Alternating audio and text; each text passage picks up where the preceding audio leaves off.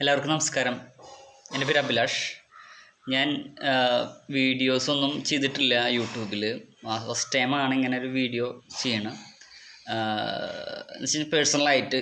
അപ്പോൾ എനിക്കിപ്പോൾ ഞാൻ എന്തുകൊണ്ടാണെന്ന് വെച്ചാൽ വന്നതെന്ന് വെച്ച് കഴിഞ്ഞാൽ നമ്മുടെ മുല്ലപ്പെരിയാറിനെ കുറിച്ച് സംസാരിക്കാനാണ്. എനിക്ക് സംസാരിക്കാൻ വലിയ കാര്യങ്ങൾ അറിയുന്നില്ല, എന്നാലും നമുക്ക് എല്ലാവർക്കും ഒത്തുപിടിച്ച് കഴിഞ്ഞ് കഴിഞ്ഞാൽ നമുക്കിത് മുല്ലപ്പെരിയാർ ഡീകമ്മീഷൻ ചെയ്യാൻ പറ്റും. അപ്പോൾ അതിന് വേണ്ടിയിട്ട് എല്ലാവരും ഒത്ത് നമ്മുടെ പെറ്റീഷനിൽ സൈൻ ചെയ്യണം എല്ലാവരും.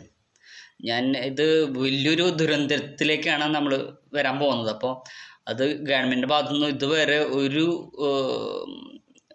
നടപടിയും ഉണ്ടായിട്ടില്ല. അപ്പം നമ്മുടെ ജനങ്ങൾ നമ്മൾ തന്നെ എടുക്കണം തീരുമാനം ഇനി എങ്ങനെയാണ് മുന്നോട്ട് പോകേണ്ടതെന്നുള്ളത്.